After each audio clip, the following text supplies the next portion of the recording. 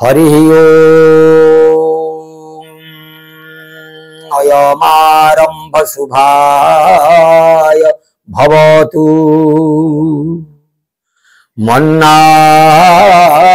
श्री जगन्नाथ मद्गुरु श्री जगतगुरु ममात्मा सर्वभूतात्मा तस्मै श्री गुरवे नमः। तस्मै श्री गुरवे नमः। वक्रतुंडम महाकायम सूर्यकोटि समप्रभ निर्विघ्न कुरु मे देव सर्वकार्येषु सर्वदा। प्रिय विदग्ध श्रोतृवर्गे एवं उत्कलीय तथा भारतर अगणित कृष्ण पिपासु सज्जन कदम्ब मानकर हृदय कंदर बास करिथिबा परम पुरुषंकु अधमर हार्दिक अभिनंदन एवं शतकोटि प्रणाम। मु प्रवचक तथा पाला गायक तत्व विभूषण उत्कल श्री सुबलचरण महापात्र रकला हिंदोल ढेंकानाल। आज पवित्र पावन उत्सव गजाननंकर पवित्र गणेश चतुर्थी अवसर रे आपण मानकु गणेशंकर महात्मा विषय किछि कहया पई प्रयास जारी रखिछि। जहा त्रुटि थिबा आपण मानकर क्षमा गुण रे मार्जन करिए बोली मोर एकांत काम्य ओ अनुरोध।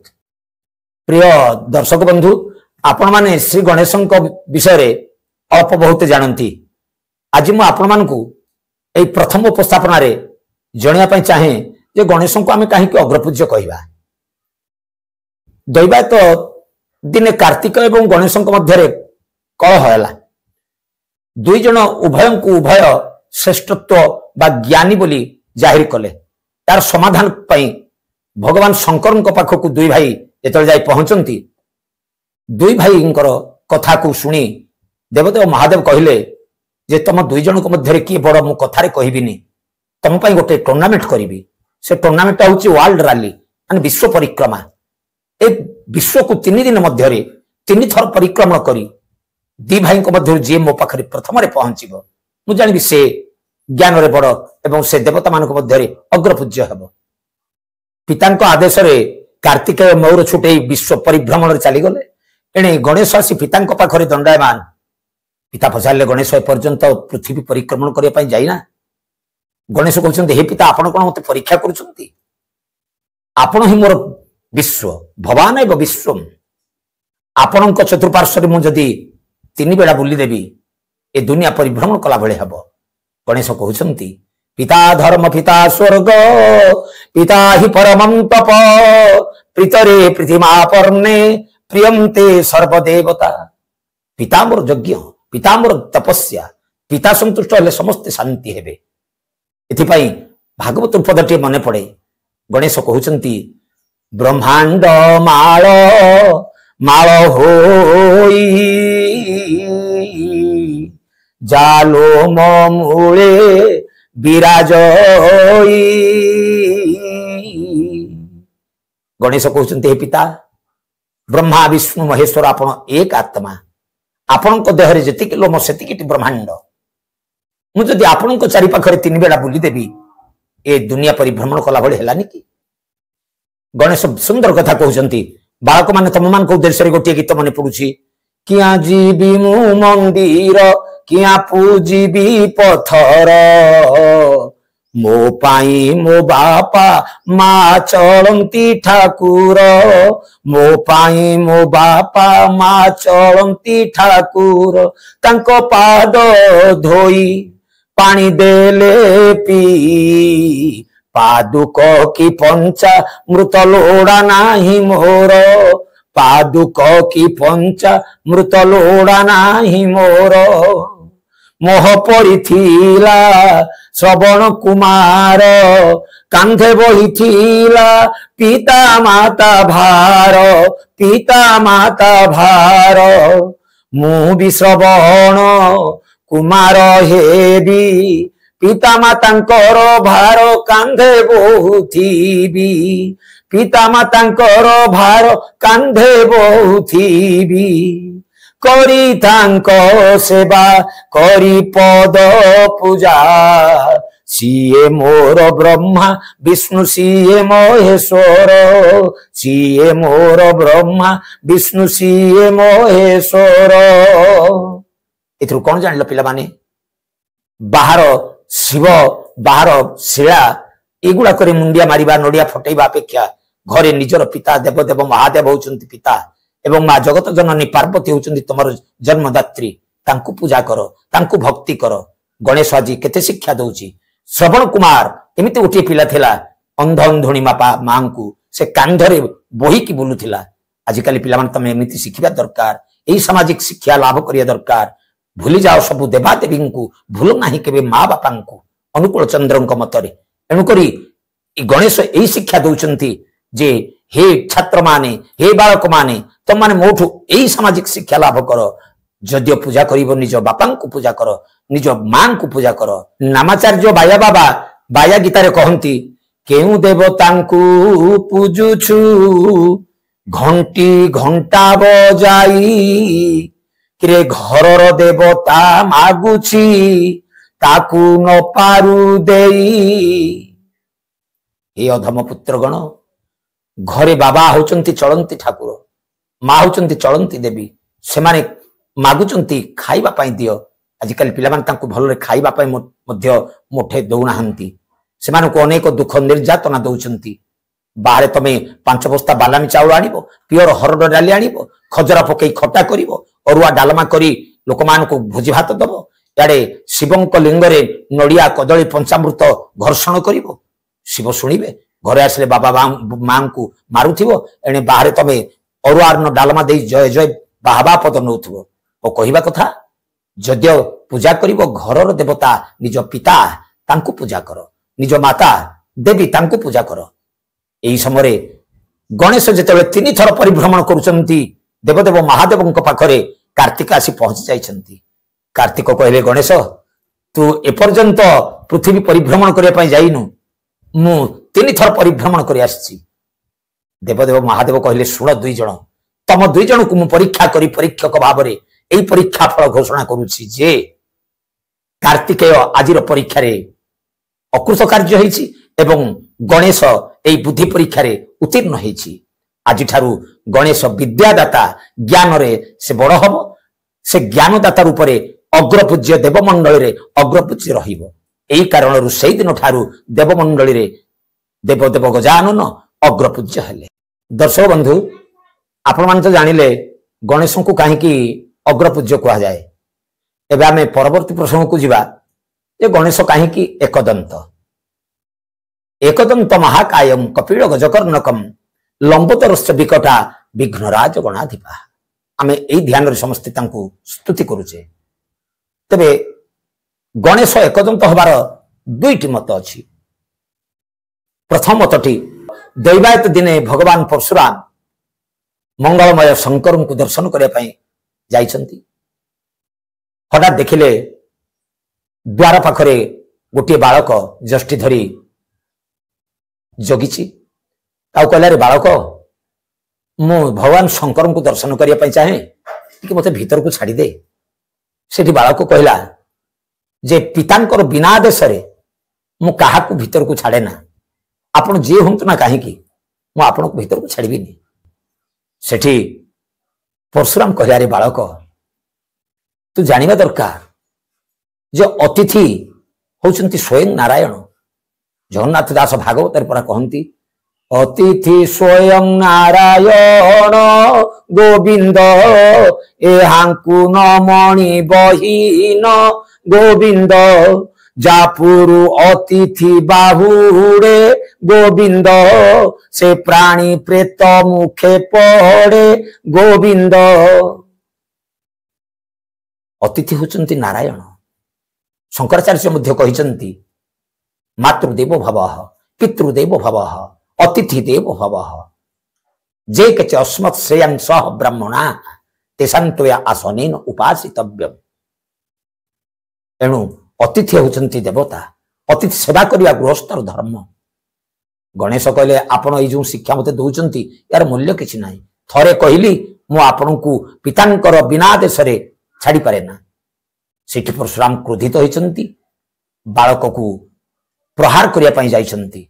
गणेशंकु जेतेबेले परशु आघात करिचंती तांकर डाहण दांतटी भांगी जाइछि, धार धार ही रक्त झरुछि। बहु कष्टरे गणेश जाई पितांक पाखरे पहुंचछंती। पिता ये समस्त घटना पचारि बुझिछंती। आसी बाहर देखंती तो परशुराम एवं शंकर भगवानंकर सेठी मिलन होइछि। भगवान शंकर कहिचंती हे प्रभु परशुराम बालक ज्ञान तार अपराध आपण क्षमा करंतु। सेठी परशुराम कहिचंती जाओ पितांकर आदेश पालन करिया पुत्रर कर्तव्य, किंतु मु आशीर्वाद करूची एई गजानन एकदंत नाम रे आज ठारू समग्र विश्व रे पूजित हेबे। ये हेला दर्शक बंधु गोटे मत। द्वितीय मत आपण मानक पाखरे मु उपस्थापन करिया पय जाउची। अष्टादश पुराणेषु व्यासस्य वचनं ध्रुवं परोपकाराय स्वर्गाय पापाय परपीड़न। अर्थात एई अष्टादश पुराण व्यासदेवंकर कृत मद्वयम भद्वयम बत्रयम व चतुष्टयम अनापलिंग कुक्ष्कानि पुराणानि प्रचक्षते। ये होची अष्टादश पुराण। एई अष्टादश पुराण लिखिया पई व्यास चिंता कले एते बड़ पुराण जन को डाकंती से लेखन्ते। व्यास चिंतित थिबा अवस्था रे ब्रह्मपुत्र देवर्षि नारद आसी पहुंचले, कहले चिंतित काहे कि व्यासदेव? देवदेव महादेवंकर जने पंडित पुत्र अछंती, महाज्ञानी गणनायक सिद्धिदाता विनायक लंबोदर, से महाज्ञानी। से जदि चाहिए आपणकर अष्टादश पुराण निश्चय संपन्न हब।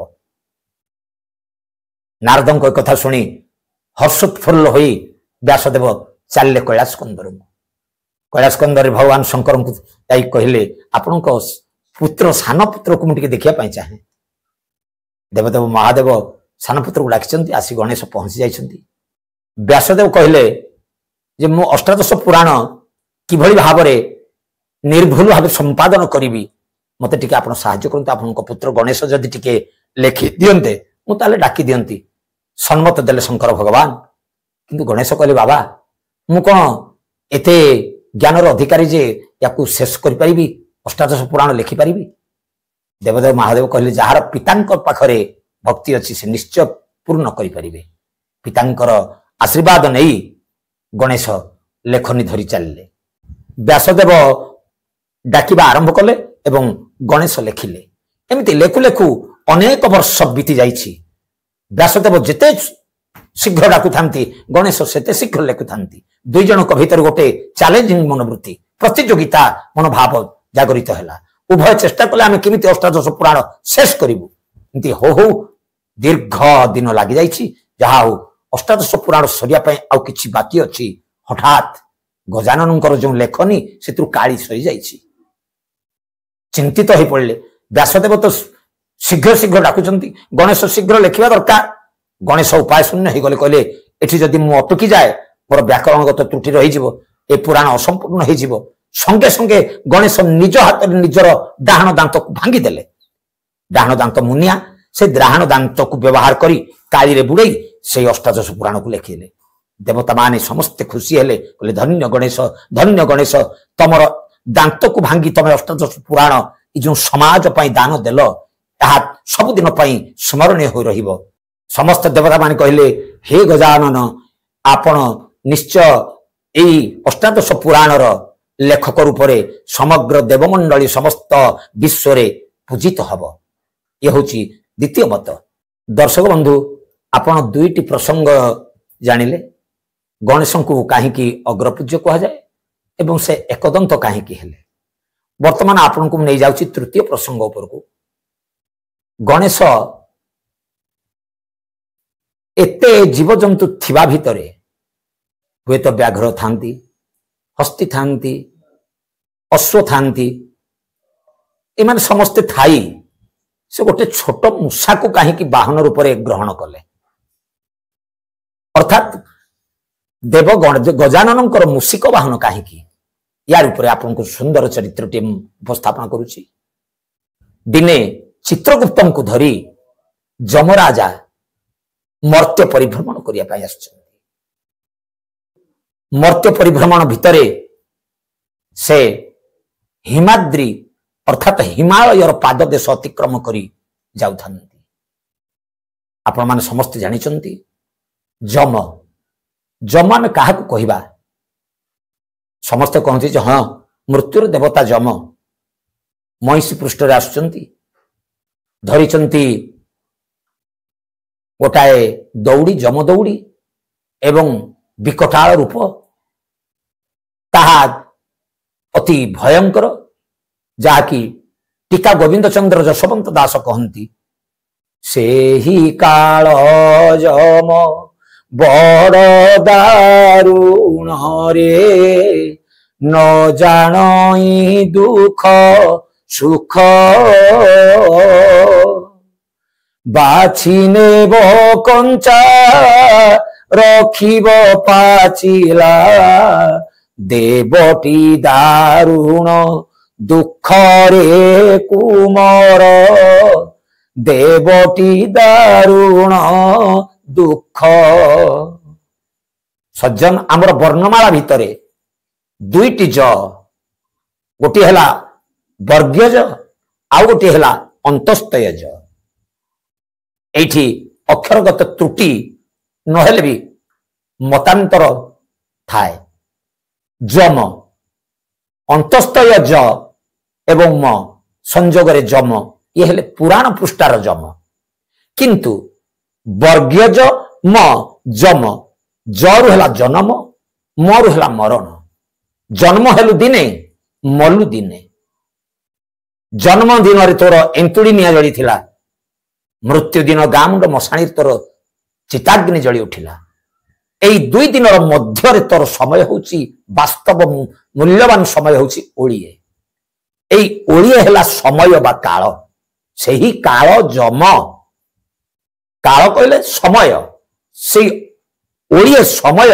होची तो पाई जम जन्म मरणर जातना भितरे तू होचु 2.5 दिन कुणिया जाकी आमर पाला जगतर जे कि उपदेष्टा श्रीमद बाबा बलिया पद्मश्री उपाधि प्राप्त होइचंती अरिलो आश्रम शिशु अनंत श्रीमद बाबा बलिया सुंदर कथा कहले ए घरे मानव कुणिया ए घरे मानव कुणिया आमे सरबे 2.5 दिनिया हो आमे सरबे 2.5 दिनिया ए घरे मानव कुणिया हो आमे ए घरे मानव कुणिया।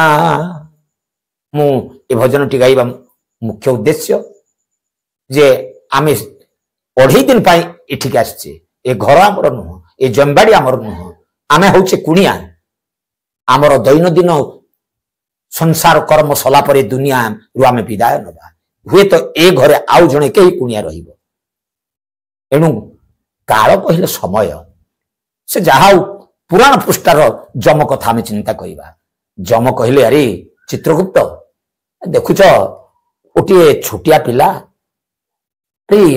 यार पृथुल तनु एवं पेट तार लंबा जना पड़ुची ये किछि रोगाक्रांत कि जी की अति खर्ब जहा कि कहा जाए खर्बं स्थूलतनु गजेन्द्र बदनं लंबोदरं सुंदरं प्रस्यन्दन मद गंधलबुध मधुपम व्यालोड़ गंडस्थलं दंताघात विदारितारि रुधिरे सिंदूर शोभाकरम वंदे शैल सुतासुत गणपति सिद्धि प्रद कामदम। जम कहले अच्छा ये अद्भुत बालक टिके आम जमपुर को नहीं गले केमि होता चित्रगुप्त कहले हो बहुत भल होता जम कौन कले ना फास को बुले बुले बुले बुले गणेश ऊपर को छाटी देले गणेश चिंता कले कहले ओ मते हीन भाविला मु बालक भावी जम मो सहित शक्ति परीक्षा करुचंती जमर सही शक्त काल दौड़ीटा को एते जोर रे गजानन झिकिले ଗଜାନନ ଝିକି ଝିକି ଝିକି ତାକୁ ବୁଲେଇ ବୁଲେଇ ବୁଲେଇ ବୁଲେଇ ଯମକୁ 7 ବେଣ୍ଟ କରି ଆଣି ଗଜାନନଙ୍କ ପାଦ ତଳରେ ପକେଇଦେଲେ। ଗଜାନନ କହିଲା ରହ, ଆରେ ତୁ ମତେ କଣ ଭାବିଛୁ? ତୁ ମହାକାଳ ହେଲେ ବି ମୁଁ ମହାଜ୍ଞାନୀ ଗଜାନନ ଶିବପୁତ୍ର, ମୁଁ ତତେ ଛାଡିବାର ନାହିଁ। ଆଜ୍ଞା ଗଣେଶ ସେଇ କାଳ ଦୌଡରେ ଯମକୁ ବାନ୍ଧି ଘୋଷାଡି ଘୋଷାଡି ଘୋଷାଡି ଘୋଷାଡି ନେଇ ଚାଲି ଯାଉଛି କୈଳାସ କନ୍ଦର ଆଡକୁ। ଯେମିତି ଆପଣ ମାନେ ଦେଖୁଥିବେ, ଯଦି କେହି ଚୋରି କଲା, ଚୋରକୁ ବାନ୍ଧି ପୁଲିସ ଯେମିତି ନେଇଯାଏ, ବା ଆପଣ ମାନେ ଅପେରା ଦେଖୁଛନ୍ତି ଯେମିତି ଭିଲିଆନକୁ ହିରୋ ଗାଡିରେ ବାନ୍ଧି ତାକୁ ରାସ୍ତାରେ ଘୋଷାଡି ଘୋଷାଡି ନେଇଯାଏ, ସେମିତି ଗଜାନନ ମହାପ୍ରଭୁ ଗଜାନନ ବ୍ରହ୍ମ ଆଜି ଯମକୁ ଘୋଷାଡି ଘୋଷାଡି ଘୋଷାଡି ନେଇ ପହଞ୍ଚି ଯାଉଛନ୍ତି କୈଳାସ କନ୍ଦରରେ। ସେଇଠି ଯମ କହୁଛନ୍ତି ନିସ୍ତରୀ ହେଲି, ମୁଁ ତମ ପାଖରେ ପରାସ୍ତ ହେଲି, ମତେ ଛାଡି ଦିଅ। ସେଇଠି ଗଜାନନ କହିଲେ ଯଦି ଛାଡିବି ଗୋଟାଏ ସର୍ତ୍ତରେ, ତମେ ମୂଷିକ ଭବ, ମୂଷିକ ହୁଅ, ଆଜିଠାରୁ ତମେ ମୂଷା ହୁଅ, ତମେ ମୋର ବାହନ ହେଇ ସବୁଦିନ ପାଇଁ ରୁହ। ସେଇଦିନ ଠାରୁ ସ୍ୱୀକାର କରିଛନ୍ତି ଯମ ଯେ ନିଶ୍ଚୟ ତୁମର ବାହନ ହେଇ ରହିବି। ସେ ଯମଙ୍କର ଯେଉଁ ରୂପ, ସେ ରୂପଟା ମୂଷିକରେ ପରିଣତ ହେଲା। ସେଇଦିନ ଠାରୁ ଗଜାନନ ପରମ ବ୍ରହ୍ମ ଦେବଦେବ ମହାଦେବଙ୍କର ପୁତ୍ର ଅଗ୍ରପୂଜ୍ୟ ଗଜାନନ ଯମଙ୍କୁ ବାହନ ରୂପରେ ଗ୍ରହଣ କଲେ। ଆପଣମାନେ ସମସ୍ତେ ଜାଣିଲେ ସେ ମୂଷିକ ସାଧାରଣ ନୁହନ୍ତି, ସେ ମୂଷିକ ହେଉଛନ୍ତି ମହାକାଳ ଯମ। ସେହିଦିନ ଠାରୁ ଯମ ମୂଷିକ ରୂପରେ ଗଣେଶଙ୍କର ବାହନ ହିଁ ରହିଲେ। ତ ଆଜି ଆପଣମାନେ ଗଣେଶଙ୍କ ଉପରେ 3ଟି ପ୍ରସଙ୍ଗ ଶୁଣିଲେ। ଗଣେଶ କାହିଁକି ଅଗ୍ରପୂଜ୍ୟ ହେଲେ, ଗଣେଶଙ୍କର ଏକଦନ୍ତ କାହିଁକି ହେଲା, ଏବଂ ଗଣେଶଙ୍କର ବାହନ ମୂଷିକ କାହିଁକି ହେଲେ। এই 3ଟି ପ୍ରସଙ୍ଗ ସହ ଆଜିର ଆଲୋଚନାକୁ ଏଇଠି ସାଙ୍ଗ କରିବା ପୂର୍ବରୁ ଆଜି ଆମକୁ ଯେଉଁ ସତ୍ୟନାରାୟଣ ୟୁଟ୍ୟୁବ ଚ୍ୟାନେଲ এই ପ୍ରବଚନକୁ ଜନଲୋଚନକୁ ଆଣିବାର ଚେଷ୍ଟା ଜାରି ରଖିଛନ୍ତି, ସେହି ସତ୍ୟନାରାୟଣ ୟୁଟ୍ୟୁବ ଚ୍ୟାନେଲର ପ୍ରଯୋଜକ ଶ୍ରୀଯୁକ୍ତ ବେଣୁଧର ମହାପାତ୍ରଙ୍କୁ ମୋ ତରଫରୁ ହାର୍ଦ୍ଦିକ ଶୁଭକାମନା ଏବଂ ଅଭିନନ୍ଦନ। ଏବଂ ଦର୍ଶକ ବନ୍ଧୁ, ଆପଣମାନେ ତ ଆଜି ଗଣେଶଙ୍କ ଉପରେ 3ଟି ପ୍ରସଙ୍ଗ ଶୁଣିଲେ। ଆହୁରି ଅନେକ ପ୍ରସଙ୍ଗ ବାକି ରହିଯାଇଛି। ଆମେ ପରବର୍ତ୍ତୀ ଅଧ୍ୟାୟରେ ସେ ପ୍ରସଙ୍ଗ ଗୁଡ଼ିକୁ ପୁଣି ଆପଣଙ୍କ ଶ୍ରୁତିଗୋଚର କରାଇବୁ। ଆଜି ପାଇଁ ବିଦାୟ ନେବା ପୂର୍ବରୁ ପ୍ରିୟ ଦର୍ଶକ ବନ୍ଧୁମାନଙ୍କୁ ମୋ ତରଫରୁ ଅନୁରୋଧ, ଆପଣମାନେ ଆଗାମୀ ଅଧ୍ୟାୟକୁ ପ୍ରତୀକ୍ଷା କରନ୍ତୁ ଏବଂ ଏଇଭଳି এই ଯେଉଁ ପ୍ରବଚନମୂଳକ କାର୍ଯ୍ୟକ୍ରମକୁ ଦେଖନ୍ତୁ, ୟାକୁ ଲାଇକ୍ କରନ୍ତୁ, ସେୟାର କରନ୍ତୁ ଏବଂ ନୂତନ କରି ଦେଖୁଥିଲେ ସବସ୍କ୍ରାଇବ୍ କରନ୍ତୁ। ଏବଂ ଆଜିର ଯେଉଁ ପ୍ରବଚନ ଆଉ କେମିତି ରୁଦ୍ଧିମନ୍ତ ହେବ, ସରସ ସୁନ୍ଦର ହେବ, ସେ ବିଷୟରେ ସୁଚିନ୍ତିତ ମତାମତ ପାଇଁ କମେଣ୍ଟ ବକ୍ସକୁ ଯାଇ କମେଣ୍ଟ ମାଧ୍ୟମରେ ଜଣାନ୍ତୁ। ଆଜି ପାଇଁ ଏତିକି ରହୁଛି। ପୂର୍ଣ୍ଣମଦଂ ପୂର୍ଣ୍ଣମିଦଂ ପୂର୍ଣ୍ଣାତ୍ ପୂର୍ଣ୍ଣମୁଦଚ୍ୟତେ ପୂର୍ଣ୍ଣସ୍ୟ ପୂର୍ଣ୍ଣମାଦାୟ ପୂର୍ଣ୍ଣମେବାବଶିଷ୍ୟତେ। ହରି ଓಂ ଶାନ୍ତି ଶାନ୍ତି ସୁଶାନ୍ତିର୍ଭବତୁ।